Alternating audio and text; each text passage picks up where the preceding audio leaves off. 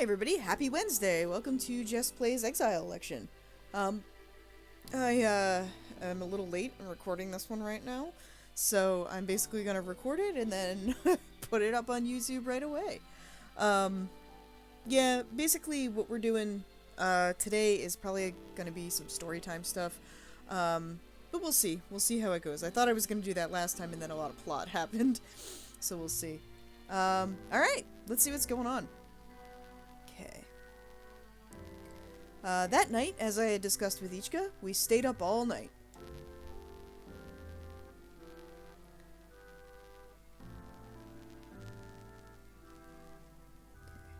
In the end, the rules of cards were a little bit too tough for Nori to grasp.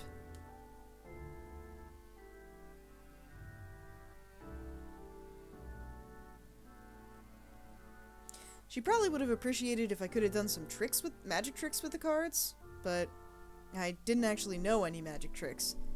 So, we just ended up talking as usual. That said though, that time? Well, it felt really nostalgic. I was so happy to enjoy it.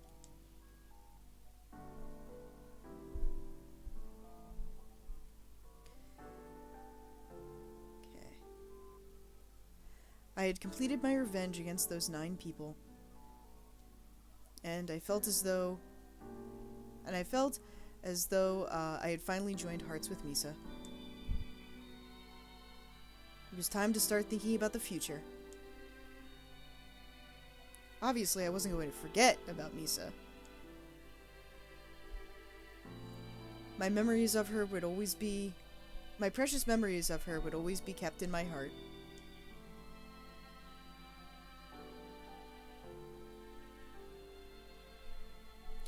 But I had to do whatever I could for those who were before me now, Ichika and Nori.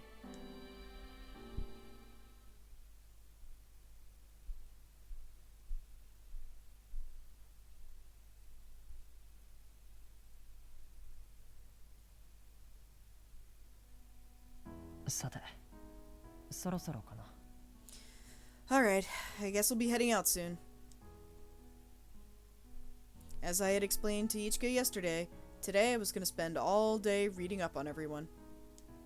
Oh, are you going to head out? Ichika said as if there was nothing wrong.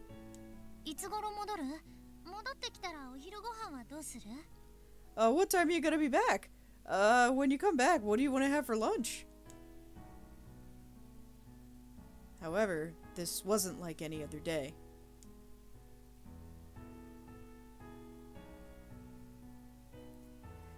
Perhaps this was how she was expressing her worry, by asking several questions.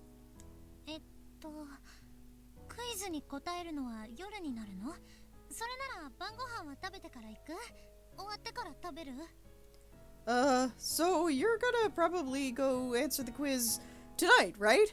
And if that's the case, then do you want to go after dinner? Or do you want to eat dinner after you finish the quiz?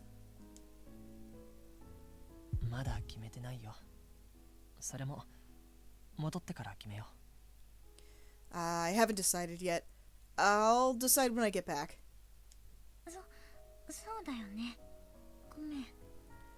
Right, sorry. Ichika said, looking down and avoiding eye contact with me. Good. If Ichika were to look me directly in the eyes now, I would have been caught in that lie.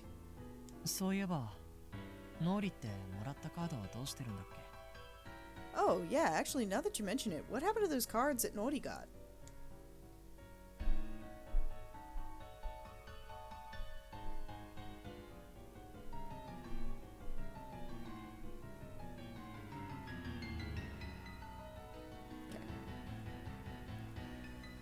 I had to put a little bit more effort behind the words in order for them to be heard.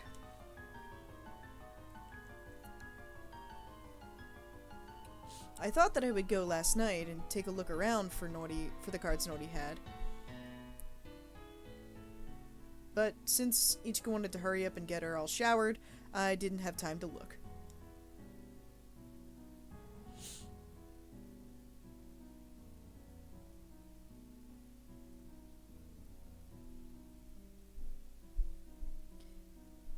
Since it seemed like she just wanted to spend time together, I figured I would look for the cards later. どこかにしまってたと思うけど。 Oh? I think she, like, put them away somewhere.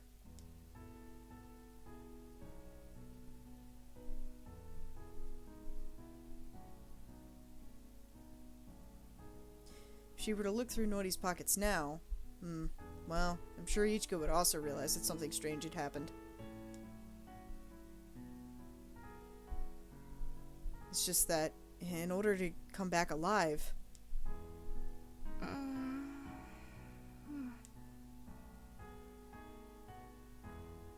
Rubbing her sleepy eyes, Nori sat up on the couch. Nori, 行ってきます. Hey, Nori. I'll be back later.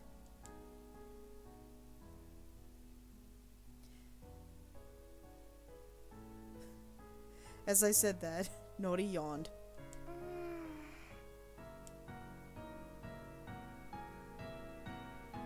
There were no cards in her pocket. Must be exactly as Ichika said. She must have shut them up somewhere since they were important. I'd made a decision.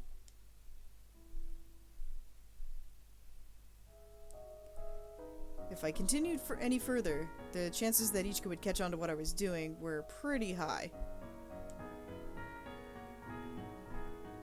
I.e., if you're not following, it's that he's gonna go, like, answer the quiz without coming back to get her.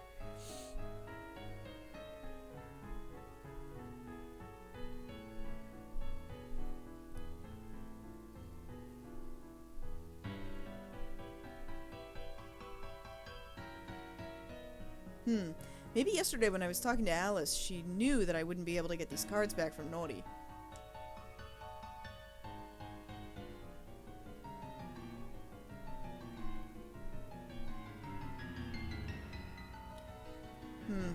Well, since it certainly wouldn't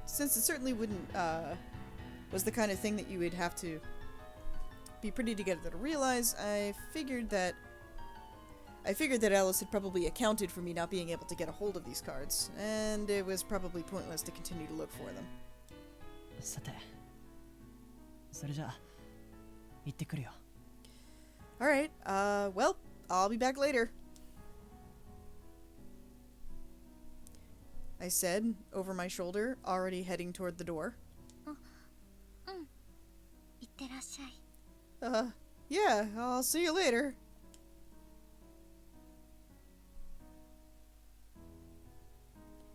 Ichika said behind me, but I didn't look over my shoulder again and I opened the door. Sorry, Ichika. But I'll be back, for sure.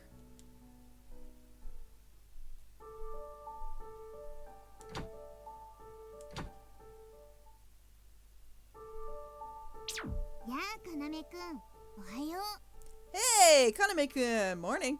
用がない限り話しかけるなと言っただろ. Didn't I tell you not to talk to me unless there was a reason? 何それ? 昨日はいきなりトランプを用意してくれとか呼び出したくせに. What? I mean, you asked me for playing cards out of nowhere yesterday. 用があったからな. Yeah, because I needed them. じゃあ、こっちも用があるから話しかけてるんだよ. Alright, and I need to talk to you, so that's why I'm talking to you. どんな用だ? What do you need? 本当にクイズやるの? You seriously gonna try the quiz? やると言ってるだろ. もう一度全部の情報を見直すから、それまで黙ってろ. I told you I was going to. Listen, I'm gonna look over all this info one last time, so shut up until then. 僕は止めたからね. Okay. Because I'd stop you, huh? はいはい。じゃあ気の済むまでどうぞ. Alright, go. Do your thing. Enjoy yourself. Okay. So. カードました。 Yeah, we got 情 some new 報を cards. 閲覧します。 Hell yeah, babe. Alright, so Hakushu's done. Shihori I don't think is done. So we gotta, he's done. Yudi's done. So, or I think, yeah, Yudi's done. So the only person we have to do on this page is Shihori. I might write this down for myself. Just in case. Alrighty.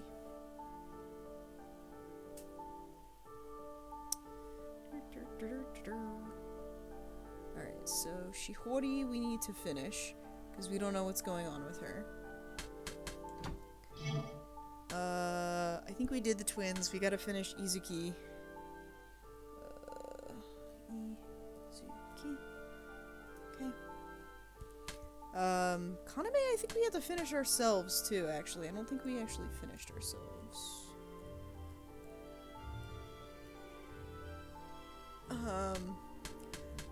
One of the twins, I think we finished Asha. We might need to do Kaasha. Although we have a pretty good idea of what happened with them. Ichigo's definitely done. Issei, I think we need to finish. I think we only did 2 of his. And then Miori is done.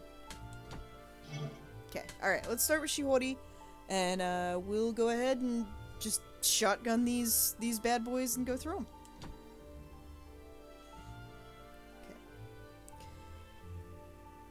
I saw the world as nothing but vague shapes and colors.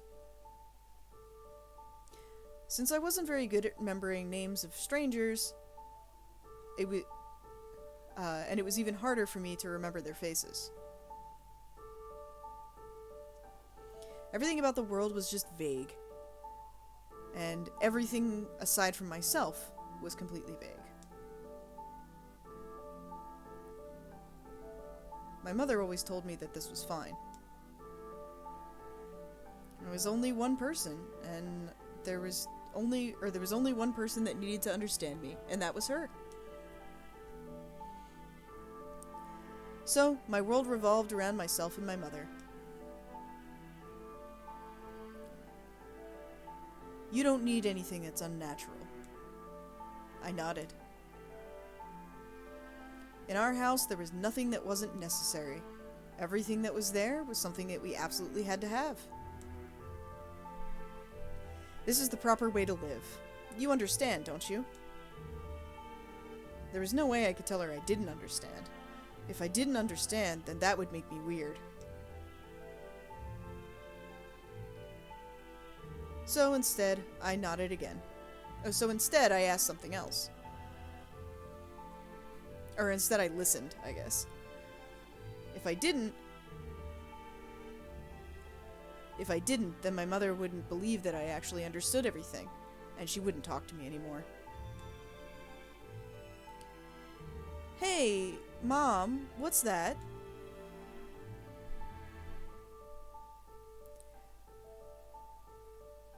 Okay. My mother would answer any questions I asked. If I asked my mother, I would know what I needed and what I didn't need, what was right and what was wrong.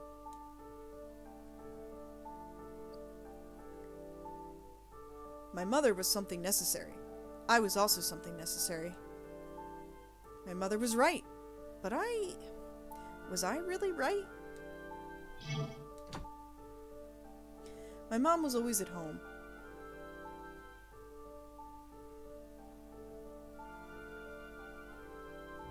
Okay. She was always sitting in front of a light board, in front of a white box, and it would make a sound.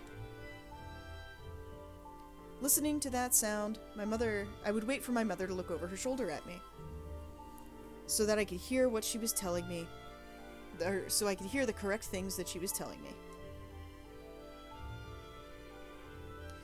Wait a little while longer for me to finish work, okay? Don't go outside. It's dangerous out there.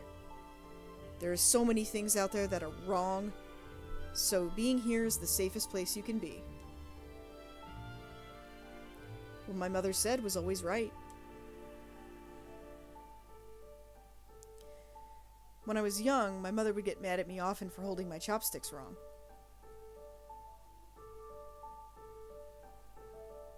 Even after I learned the proper way to hold them. She would get angry at me for not being able to do it well and dropping things on the table to make it dirty.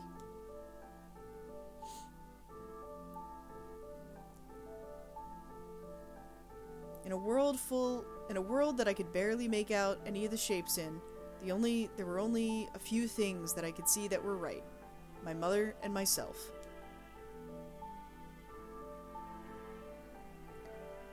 Once, my mother had been called by the school.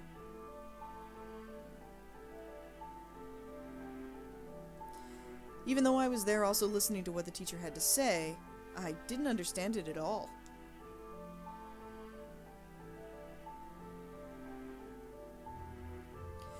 Shihori-san has very bad vision. The results of her vision test... Okay, I've told you about the results of her vision test several times over the phone. Yeah, and what about it? My mother asked back to the teacher. I didn't really understand what was so bad about all of this, but my mother was probably always correct. Well, I mean, she should get her vision corrected. Perhaps by wearing glasses, or... There is no way I will let my daughter have those things thrust upon her. It's completely unnatural. You can't be saying that. I mean, she's not going to be able to understand anything in the class. I understand that there are many different things that you are teaching her here. However, and that's best for Shihori. However, I'm against... Okay, and I'm not against her going to school. What? She legally has to attend elementary school? I mean, even if you were against it, it's the law. I do not understand what you're saying. I do not understand what you're saying. Since I don't oppose her going to school, then you should understand that. What? That doesn't have anything to do with...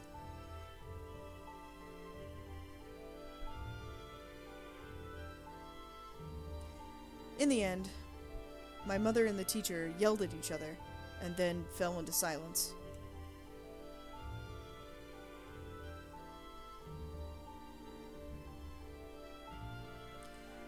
My mother took me back home and told me that I would not be returning to school again.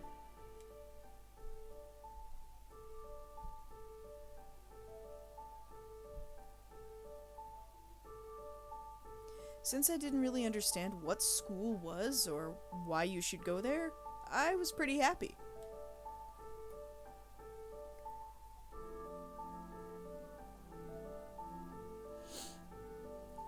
The teacher had always was always saying that we should make friends, but I didn't really understand what a friend was. I mean, there was Sato-kun and Suzuki-san and Takahashi-kun and Yamada-san. I mean, people outside of myself and my mother had all sorts of names. And it seemed like I should probably get along with them, but I just couldn't understand it.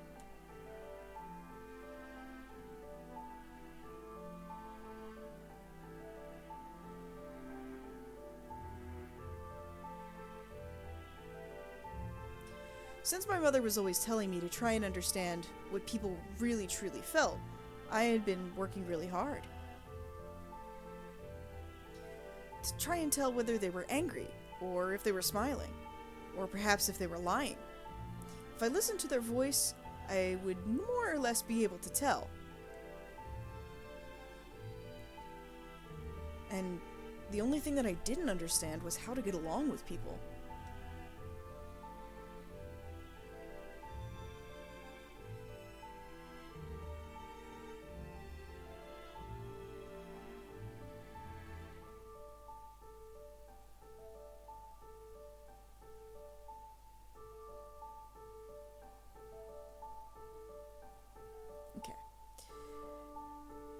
In fact, the person that was called the teacher, I didn't really know much about.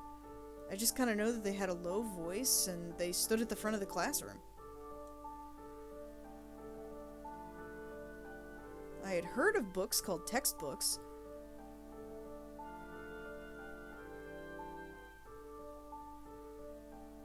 But they were really just white pages with strange black designs on them, and I had no idea what that was all supposed to mean. Sometimes there'd be a paper in there with some sort of strange color, but I had no idea what that was about. After I was told I didn't need to go back to school, my mother threw away all of my textbooks. It was probably because I didn't need them. So, I'd stay at home, waiting for my mother to look back at me. I was always waiting for my mother to give word. Even if I was hungry, even if there was a strange smell, all I did was wait. Sometimes I would get really tired.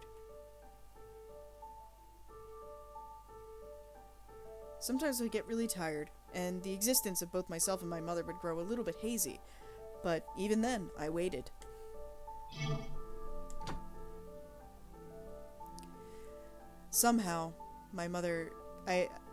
Apparently my mother died. Death meant that she wasn't there anymore.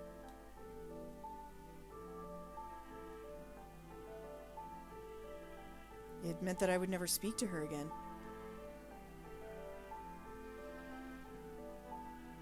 And it also meant that I had no idea what was right or wrong.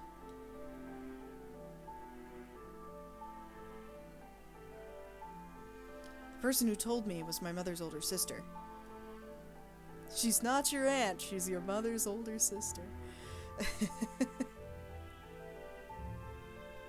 I was taken to a place called a hospital, and after that I was taken to what was called a police station. No matter where I went, it was just questions, questions, questions. And I couldn't answer them since I didn't understand.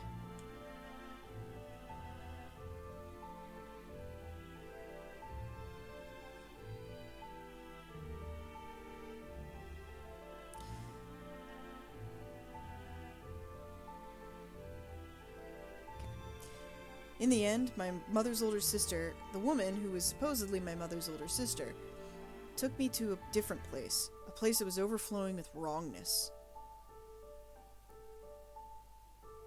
However, I was a little bit happy since my aunt's voice was somewhat similar to my mother's. It's not your fault. That kid... Oh, okay. Sorry. I got a little too literal there. It's not your fault. Your mother... She was a little off. I wonder if my sister is going to tell my niece this. My dad actually did that when I go back to visit my niece. Sometimes he'll be like, "It's crazy Aunt Jess." And I was like, could you not? Since I had heard the term person who was a little off many times over, I understood what she meant. In other words, she was talking about me.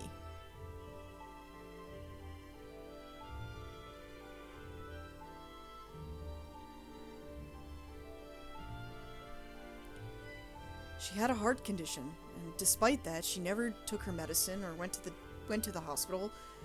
This was bound to happen someday.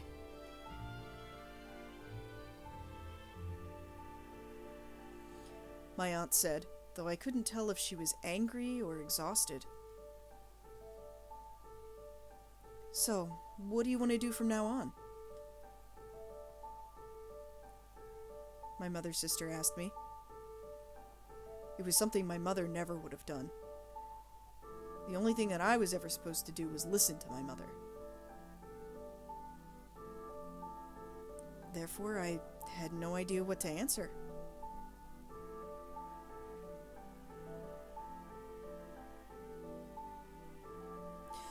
I'm sorry. Anyway, why don't you stay here and relax at the house? The moment she said that, I obeyed what my aunt said.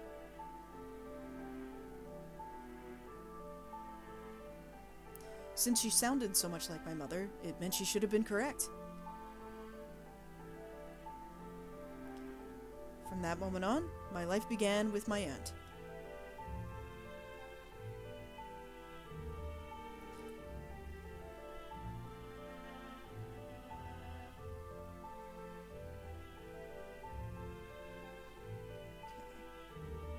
Alright. Well, I mean, you're gonna have to go to school. So why don't you come to our school? I mean, it's pretty close to here.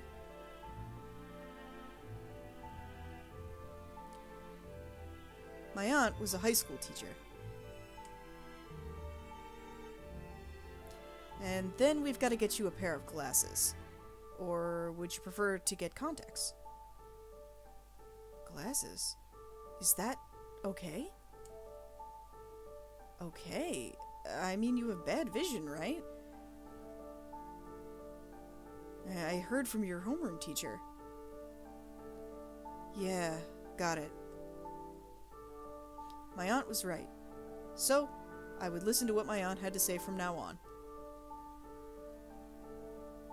Upon deciding that, I felt my heart be a little more at ease. The first time I put glasses on, it hurt my eyes. It hurt my eyes to see everything so clearly.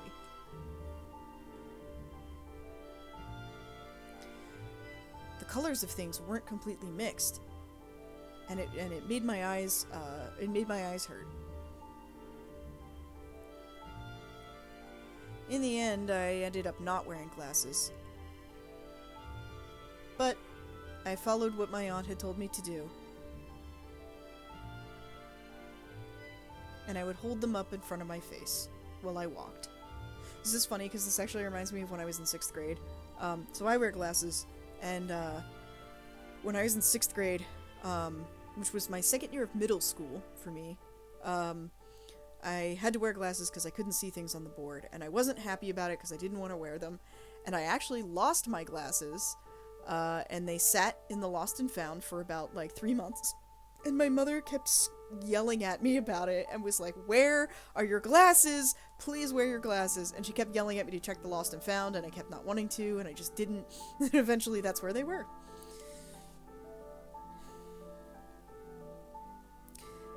And then, after that, I began attending school again. There, I was able to make what were called friends.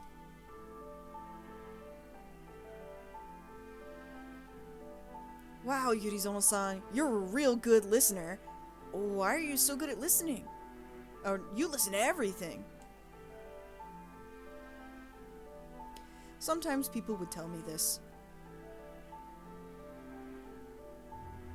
It was always much easier for me to listen when someone else was talking. If someone were to ask me a question, I was able to answer, and it made me very happy. Whenever somebody seemed angry, I would just nod. If they seemed like they were sad, then I would be sad with them. And that was how I understood friendship.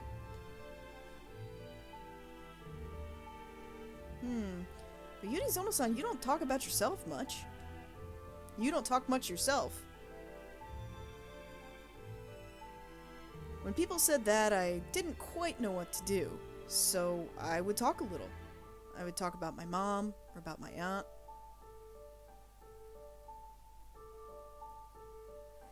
But then after that, everything around me, the world would get a little strange.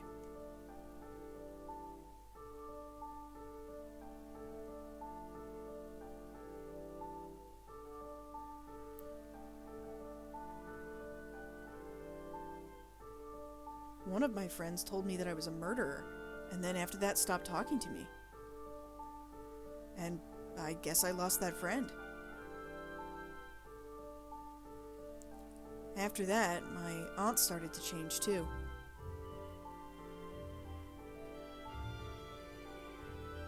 Do you know what they say to me at school because of you?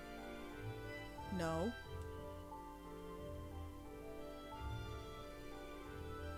I had said I didn't know because it seemed like the correct answer, but it seemed like my aunt was angry. I could tell via her voice.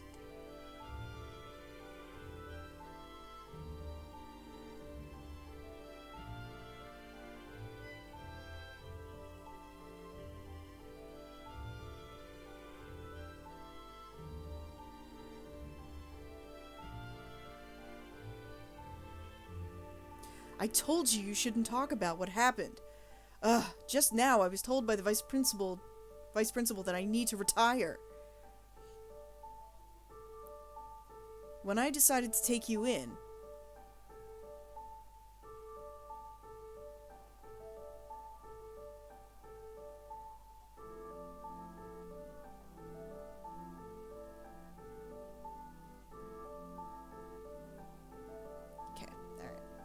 When I decided to take you in, I thought that just anybody could have done it. But, even though I told you, now this rumor has spread all over the place, and now we're gonna have to pay the price. Really?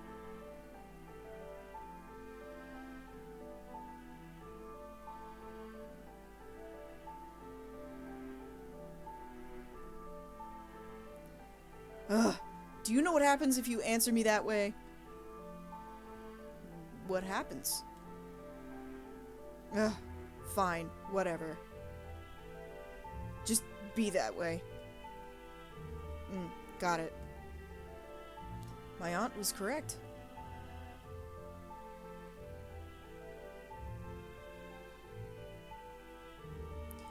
Actually, now that I think about it, your father was a trash human being.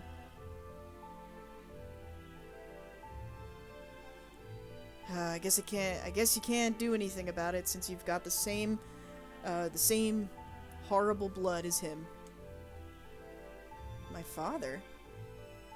What, did you forget? Huh, how nice for you. Even though he kept beating you over and over so that you had to be taken to the hospital multiple times? When she said that, I remembered. There had been a person that I had called my dad. Back then, he had been called my dad at least.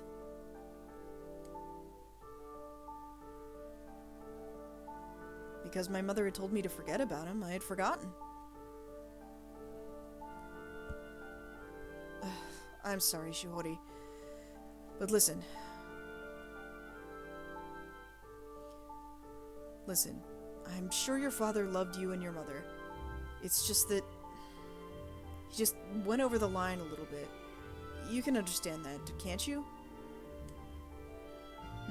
That's right. He had loved me. But I didn't really know what love meant. So I decided that I would work to understand.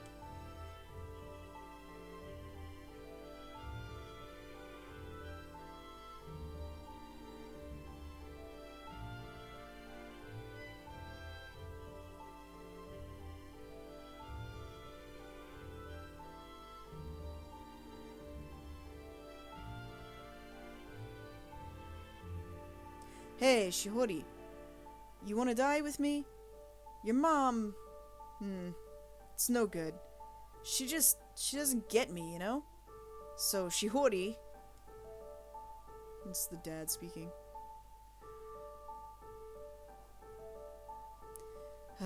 Anyway, I guess we'll have to decide another school for you to go to. And me too. I'll have to work at a different school.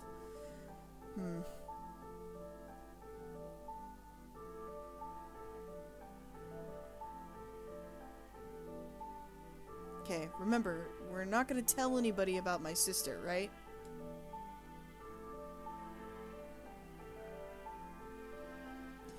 My aunt's voice brought me back to myself. Understood. When I answered, my aunt said, sounding a little sad, I'm sorry. But this is for your own good. Please, just forget about it.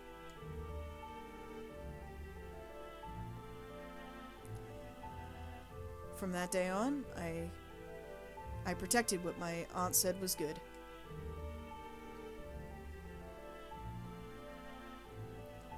I would make sure to wear my glasses. And I started to get better at studying. I graduated from high school and I went to a place called university. As long as I was doing what my aunt said, I could do anything. Things would go well. At least that's what I thought. But I was wrong.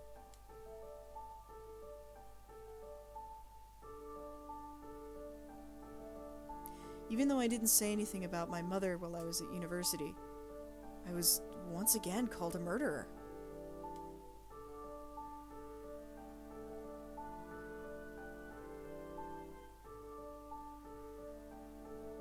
It was because one of my friends from high school was taking the same seminar as me.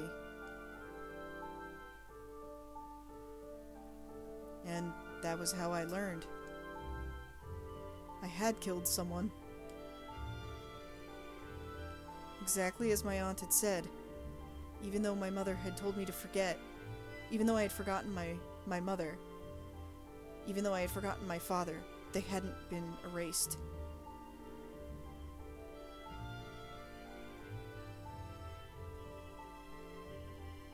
So perhaps that was the correct thing.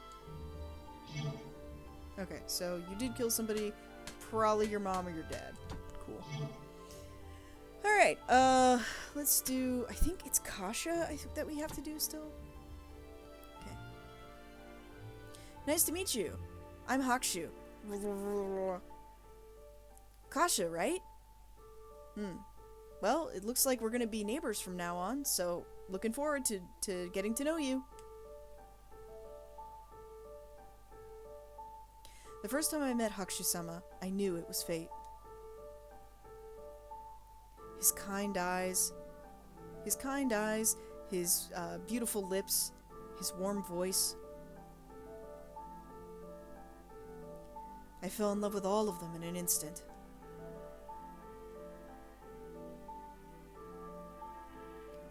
Hakushu-sama seemed like someone with sad memories of the past, but it seemed as though it was something that was long, long ago.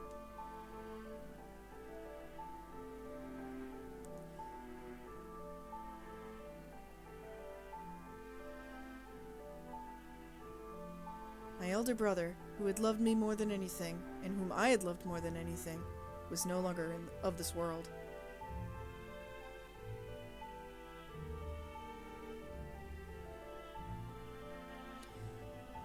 If God existed, it was as if they were giving me a new chance. And that miracle was meeting Hakushu-sama.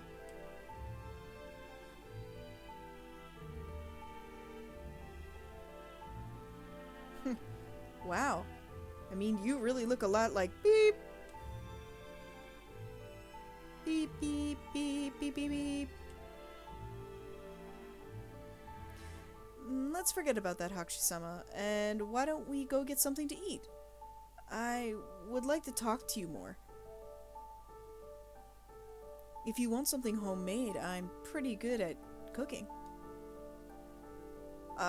Sorry,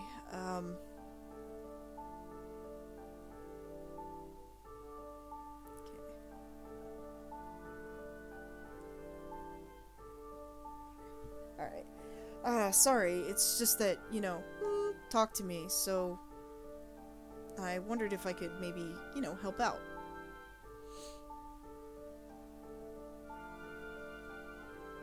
That's true, but I'm just not used to Japan yet, and so I can't go shopping. If it would be alright with you, could you show me where to go?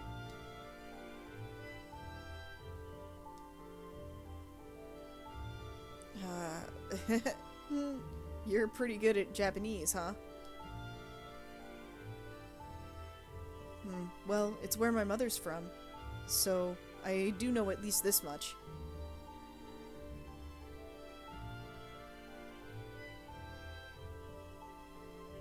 There are many things that I haven't become accustomed to yet, and I'm kind of at my limit when it comes to shame.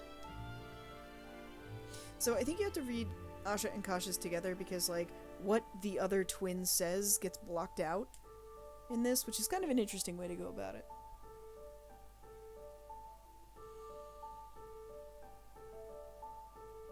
What? Really? But I honestly don't see anything strange about you guys at all.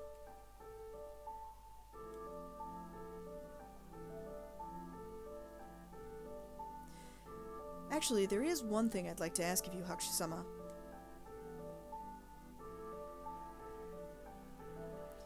Would you become my tutor?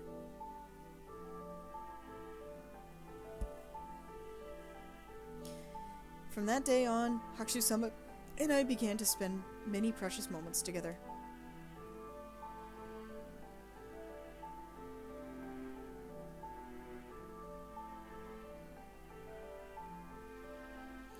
However, from that fateful meeting, unfortunately, later tragedy struck.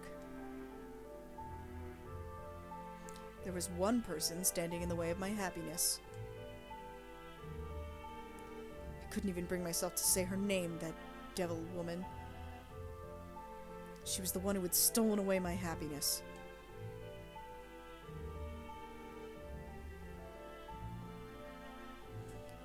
She was the one who was always around, like as if she were my shadow. The one that I could never make disappear into eternity. Who would always leave a gaping open wound. If she were to steal away my precious person one more time, I would never forgive her. I would never let the same thing happen again. I swore within my heart.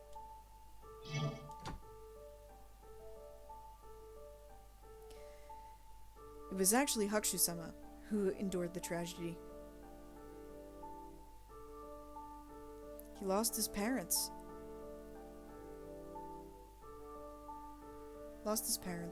And then I would find myself staring at his troubled visage.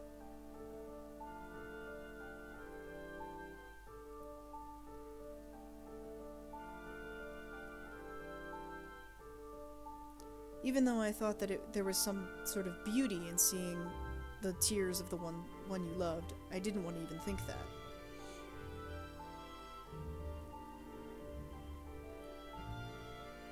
However, there was something beautiful about convincing him of my love.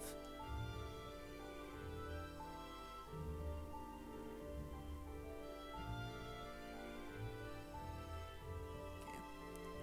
Hakushu-sama, please have my regrets. Sorry. No, thank you.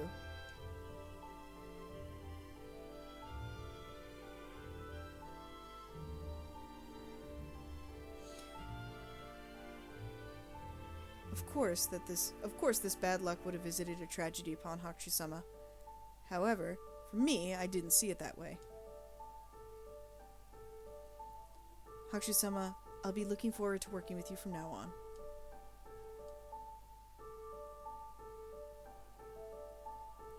Thanks to this event, the distance between myself and Hakushu-sama closed considerably,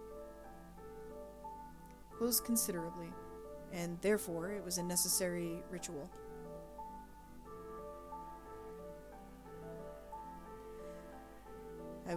I would cook for the one I loved, and I would always be near him.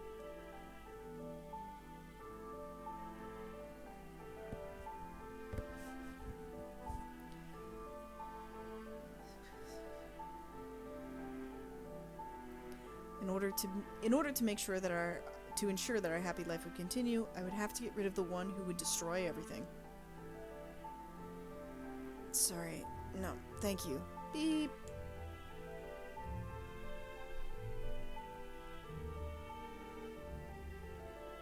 Every time I heard his words of gratitude, I could feel our love growing deeper.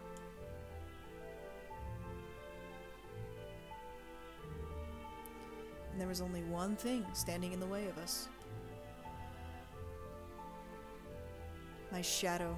That wound that would never heal. The one that was always around. I wanted to forget her, remove her from my vision entirely. In fact, I wanted to take her out of this world entirely, but there was no way to do that.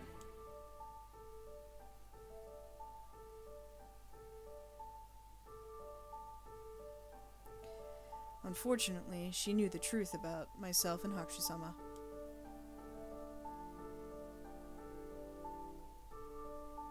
The truth about this tragedy that had befallen him.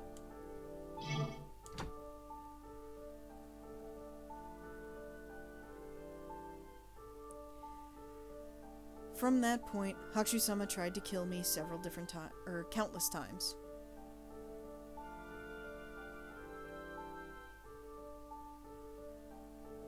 It was because he had realized that I had been complicit in his parents' death.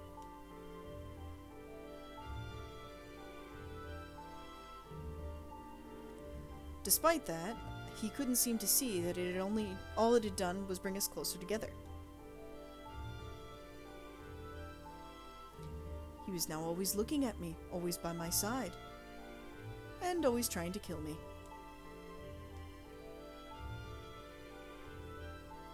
The feeling of his thin fingers against my throat. His trembling hands feeding me poison-laced candy.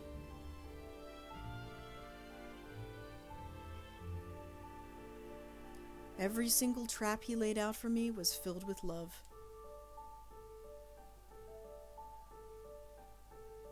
Every time Hakusama's hands touched me, I felt a joy that I couldn't explain, and my heart would race.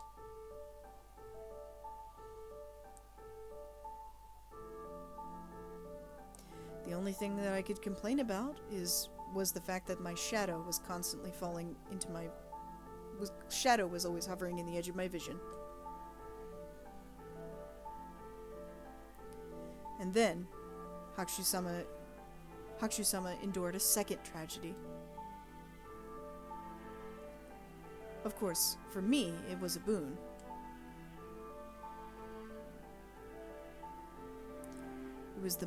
Perhaps it was the moment when Hakusama and I finally understood each other from the bottom of our hearts. They beep out the Tachi for Kimitachi. How? How can you do this?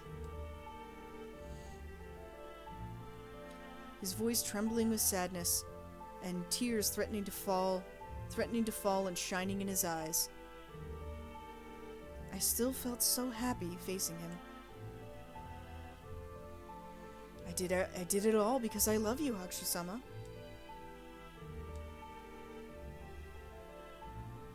I don't get it. What the heck? What is wrong with you? I'm bleeping out too. There's no need to fully understand love.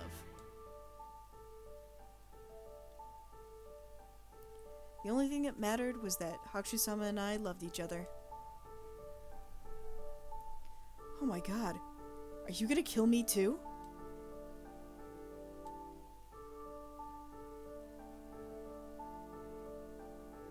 I had the feeling that I was listening to Hakusama talk from far, far away.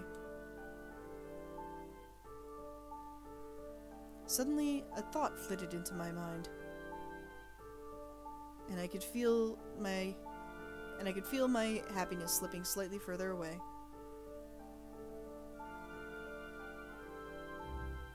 So, you're not gonna say anything, huh? However, when I looked into Hakusama's terrified face, the thought bubble popped in my mind. I couldn't imagine a world without Hakusama in it. No, of course I don't intend to do that. He stared at me, his eyes dark, and then began to laugh.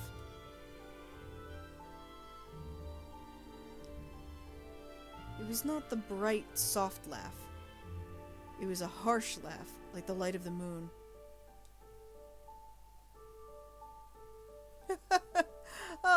Oh, really? Oh, okay, that makes sense. Alright, well, I think I get what you are saying now. So... Suddenly, Hakusama whispered.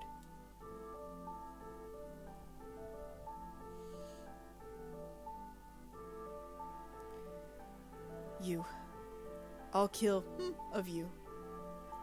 The that survives, I will love. Hearing the word love caress my ear for the first time was so sweet. It made my heart thrum in my chest. Therefore, I would make Hakusama's desire come true.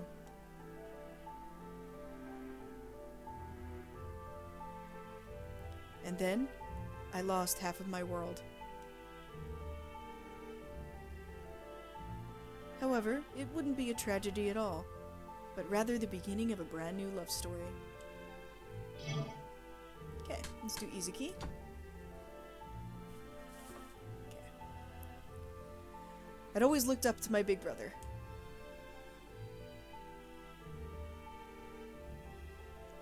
Even though... Alright.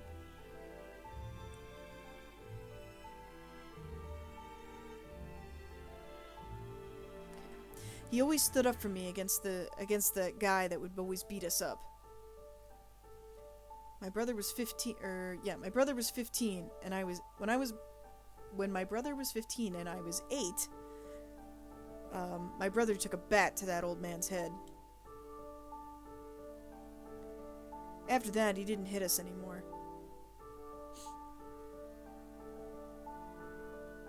And all the bad guys around our neighborhood started to listen to him and come to him for advice. I was so proud of my brother.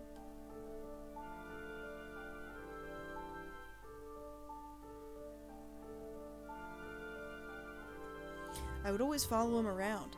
I wanted to be just like him. Since I was just a kid and not really good for anything,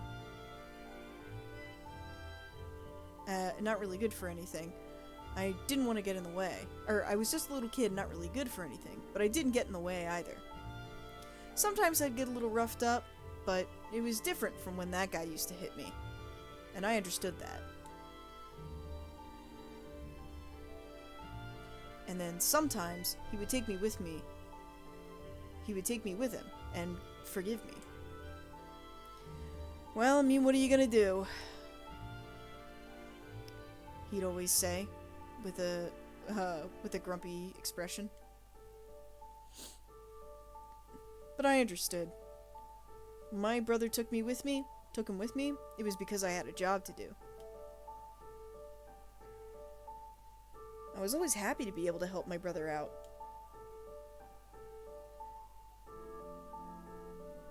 Hey, come on, don't go making a fuss. All I want you to do is shut up and listen to what I gotta say, alright?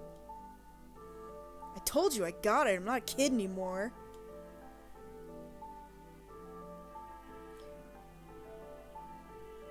Even though I was a kid, imitating the way my brother spoke made me feel strong. Sure got a mouth on you for such a little brat. While saying that, my brother smiled at me. Sometimes he would rough me up a little bit. But it was 'cause I was getting mouthy, and so I didn't dislike him for it or anything.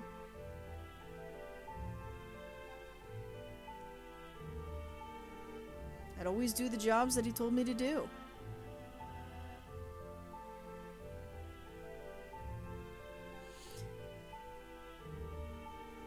I would even do the ones where I had to act like a dumb little kid. When people were around somebody as young as me, they'd let their guard down. Since my brother was always really happy when I was able to finish a job, I was also really happy since I was able to help him out.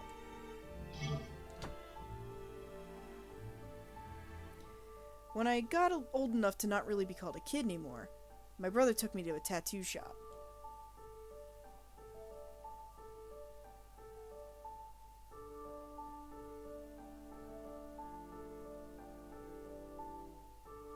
It was in a back alley in the slums. A place that was a little bit dirty and run by some asshole who had a face tattoo.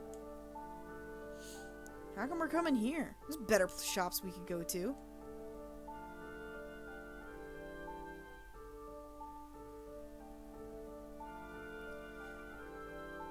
If we did it on the up and up, there were better places we could go to. There were a bunch of different things on either side. And it seemed like here all of the tools were lying all over the floor. And I couldn't see anything that was where it was supposed to be. Don't fucking complain. Hey, do this guy's arm.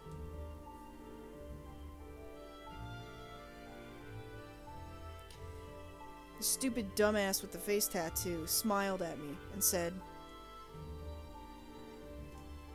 "So, what you gonna do? You gonna get it? You not gonna get it?" Obviously I'm gonna fucking get it. What about it?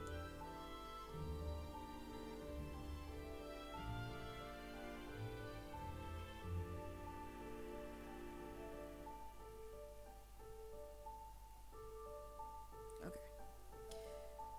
Yeah, but for me, this isn't something for you, is it? Aw, what's the matter? You scared? No, I ain't scared.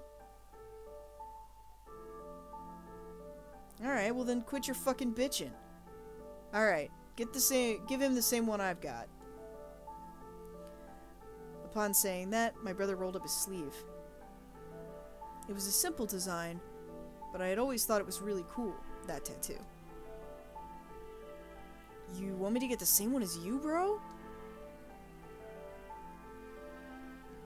I'll pay up, so hurry up and get this shit done. Alright. Well, if you're gonna go that far, I guess I gotta do it.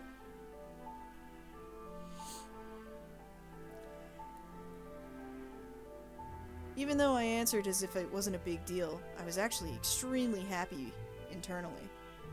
I felt like my brother was finally recognizing me. Obviously, there was a tattoo that all the members of my brother's gang would wear, but the design was completely different. But since I was his actual little brother, I was getting the exact same design he had. More than anything, I was proud of that.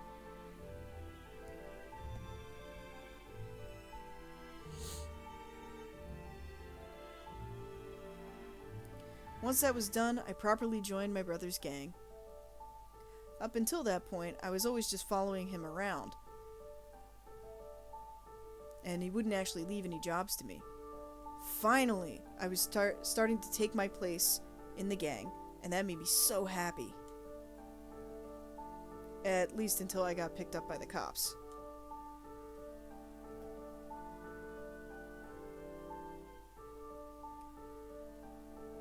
It was about a week after I'd gotten my arm tattoo. They didn't arrest me.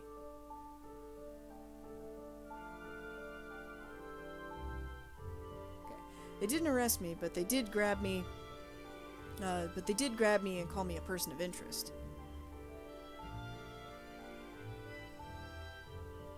Since my brother had always told me everything,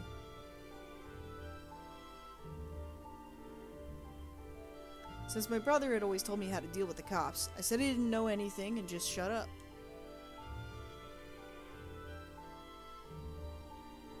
In truth, I didn't actually really know anything. It was some sort of murder or some shit that I had nothing to do with, so I didn't really care. I mean, I'd be let free soon enough. And then after that, I would be able to tell a really funny story to the other members of the team. Or at least that's what I thought at the time. But at some point, I ended up being a suspect, and then I actually was arrested. I spent 3 miserable days in the holding cell, and finally my brother came to see me. Yo, did you say anything? I haven't said shit. I mean, I'm completely innocent. Yeah, I know. There's no way you would have had the balls to do that. Hey, shut the fuck up. It's not that I couldn't have done it, I just didn't do it. Whatever. Seems like you're in good spirits. Just as my brother said, I was feeling a little bit better. In the end, my brother said not to say anything and went home. My lawyer asked me all kinds of things, but unfortunately, I wasn't able to answer any of it. There wasn't any trial. It seemed like they had some sort of ironclad evidence that I had done it. I thought it was all bullshit, but apparently it was on the up and up with regards to the law. I received a public defender, and I couldn't understand that guy, and I couldn't trust that guy as far as I could throw him. So, to tell you the truth... okay. And when I found out that he had taken a guilty plea for me, I punched him right in the face.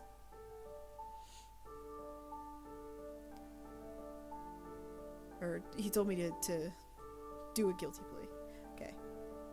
The next guy I was able to deal with a little bit better, but the outcome didn't change. The decisive piece of evidence was the tattoo on my arm. The criminal that was caught on camera had the exact same tattoo I had. In other words, the same tattoo my brother had.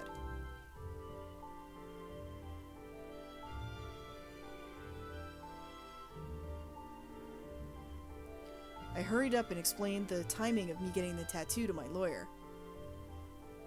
The day that the murder happened was the same day that the day that the murder happened was 2 days before my brother took me to the tattoo parlor.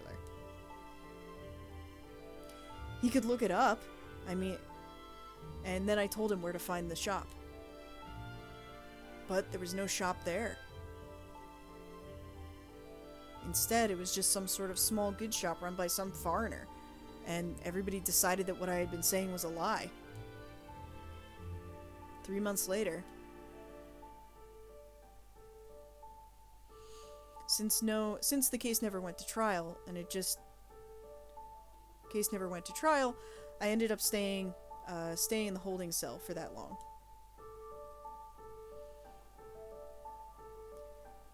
Three times, people tried to kill me. Twice I got them back, and the third time, I was stabbed in the stomach.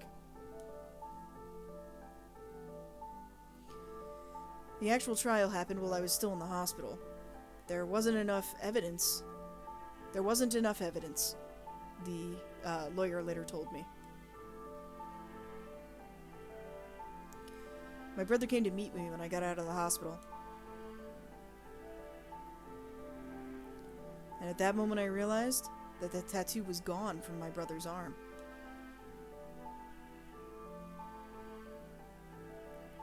Maybe it had been the same when he came to see me in the holding cell, but it was at that moment that I suddenly realized.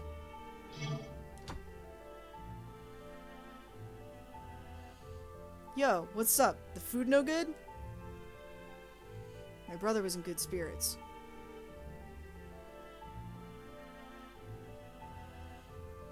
Was the food no good? I never want to eat food that bad the rest of my fucking life. Yeah, I'll fucking bet. Alright, well, all's well that ends well. My brother laughed, thumping me on the shoulder.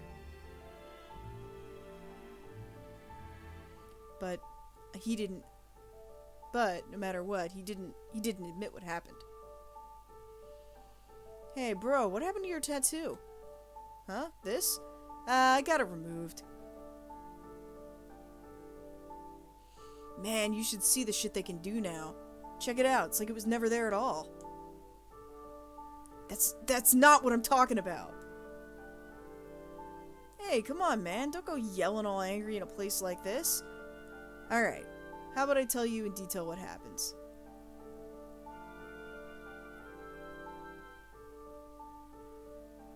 tell you what happened.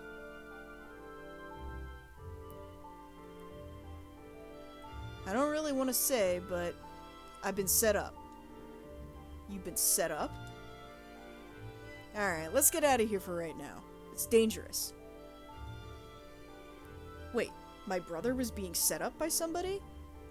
And so I was just happened to be fall into the trap too? I believed my brother. Well, I wanted to believe my brother.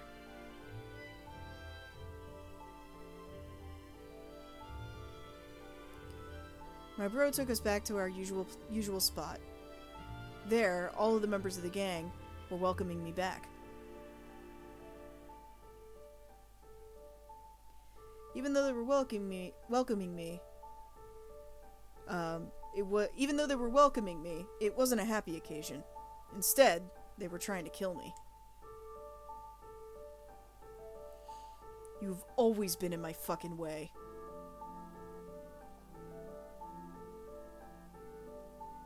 My brother said, though I couldn't really get much of a handle on his tone.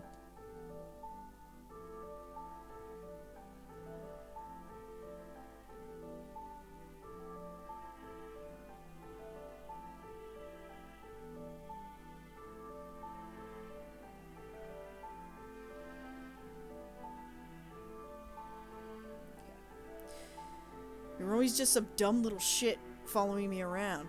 You never did jack shit to be useful to me.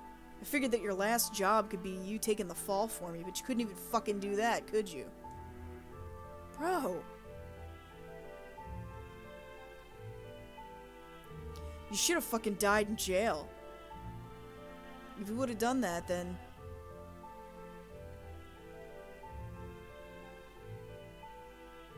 this whole thing would have been over if that stupid dumbass prosecutor could have just convicted you. That's what was supposed to fucking happen.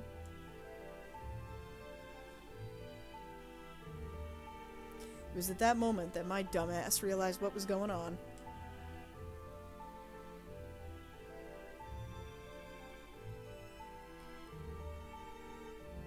Until the day I died, there was someone here who I could never forgive.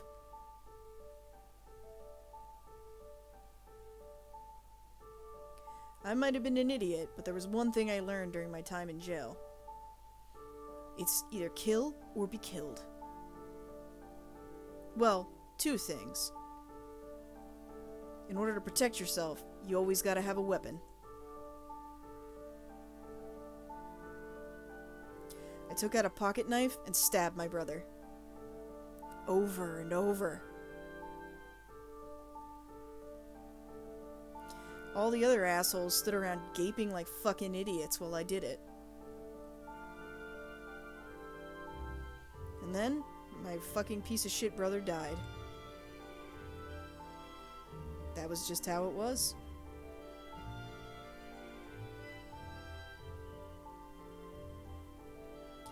I had thought that even if you tried to kill him, you wouldn't die.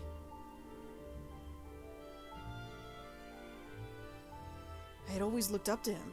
He was the one who had protected me. My hero, or he was my hero, the one who had protected me from that guy.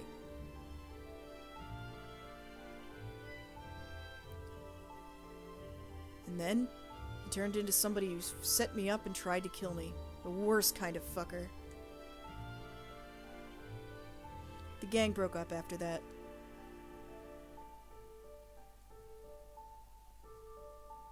Nobody would have thought I'd try to take revenge on my brother. And there was nobody who was going to be able to spread the word.